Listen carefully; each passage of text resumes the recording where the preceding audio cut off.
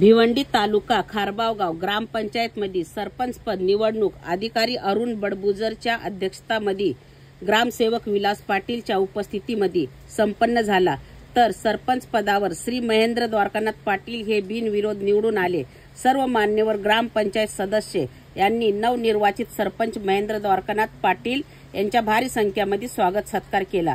आलेले मान्यवर वलगाव माजी उपसरपंच वनिता पाटील, महाराष्ट्र व दख्खन मुस्लिम सेवा संघ अध्यक्ष इम्रान शेख, समाजसेवक महेंद्र पाटील, आजी माजी सरपंच, उपसरपंच, मित्रमंडळी, नातेवाईक, सर्व ग्रामपंचायत सदस्य, कर्मचारी आणि खारबाव गावचे ग्रामस्थ मंडळ यांनी उपस्थित राहून फूल पुष्प देऊन त्यांचा स्वागत सत्कार केला। तर नवनिर्वाचित सरपंच श्री महेंद्र द्वारकानाथ पाटील यांनी सगळ्यांचे मनापासून आभार मानले।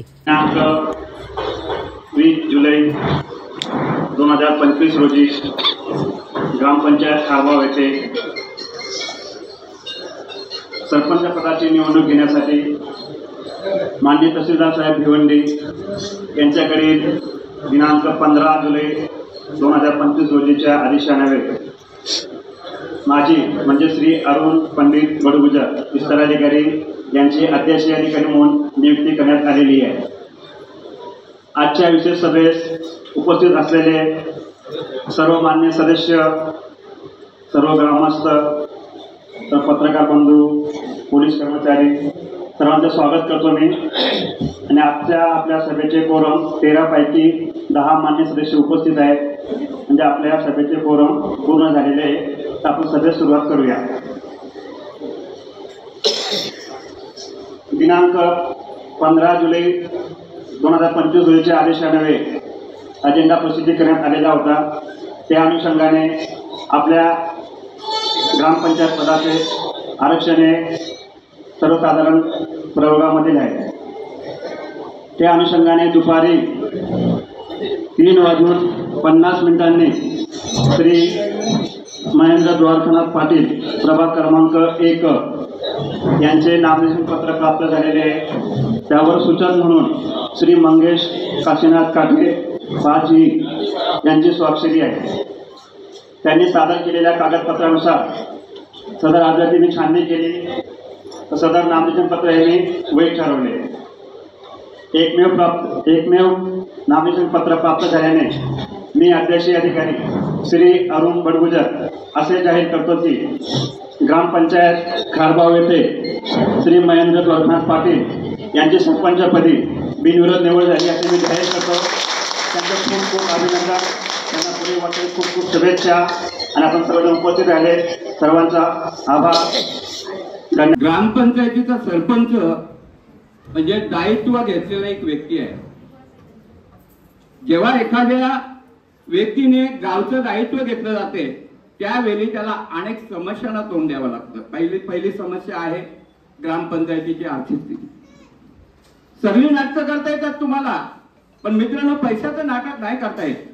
कारण आहे त्या स्थितीमध्ये गावामध्ये ज्या काही समस्या आहेत त्याचा पाठपुरावा करणं हे सरपंच आणि त्यांच्या टीमला फार कठीण जातं। ही स्थिती सद्यस्थितीत आपल्या ग्रामपंचायतीची आहे। कारण उत्पन्नापेक्षा खर्चाचं प्रमाण जर जास्त असेल तर त्या सरपंचाने एक काम करीत असताना किती कठीण समस्यांना तोंड द्यावं लागत असेल याचा तुम्ही विचार करा। आणि आज सेकंड टाइम महेंद्र पाटील सरपंच पदाची धुरा हातात घेत आहेत। मित्रांनो, मी दैवी सिद्धांतामध्ये वाचलेलं आहे की जे प्रारब्धामध्ये आहे तुमच्या मध्ये सुख असो किंवा दुःख असो ते तुम्हाला मिळालंच जाते, ते कोणीच हिरावून घेत नाही। ही सत्य स्थिती आज महेंद्र पाटलांचं जेव्हा द्वितीय सरपंच पदाचा आज माल त्यांच्या गळ्यात पडते याच्यावरून तुम्हाला समजते।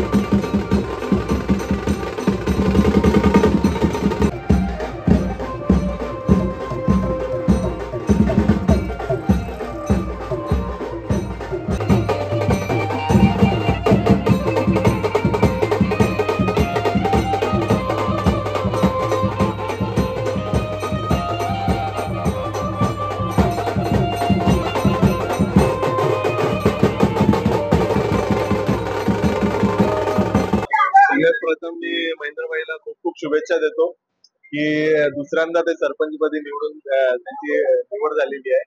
आणि असंच काम करत राहावा. आणि आमची मैत्री तर आता 3-4 वर्ष पूर्वीची आहे, पण असा ग्राउंड टू अर्थ माणूस मी पहिल्यांदाच बघितला. आणि एवढं सगळी ताकद असून तरी सर्वसामान्य लोकांना घेऊन चालणारा माणूस हा भिवंडी शहरात भरपूर कमी लोक आहेत. त्यापैकी एक महेंद्र शेठ आहे. त्यांना कॉंग्रॅच्युलेट करतो आणि पुढची वाटचालीसाठी त्यांना शुभेच्छा देतो.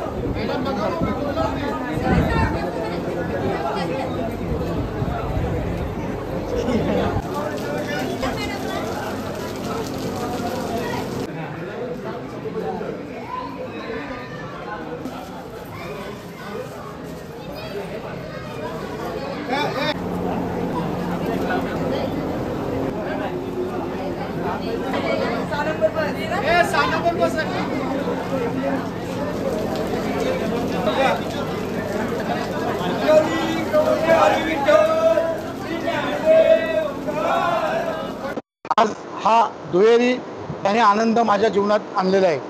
आता खरोखर आम्ही हे पॅनल केला खारबा विकास आघाडी, त्यावेळेला आम्ही एकटा पडलो आणि सगळे पक्ष एका बाजूला गेले.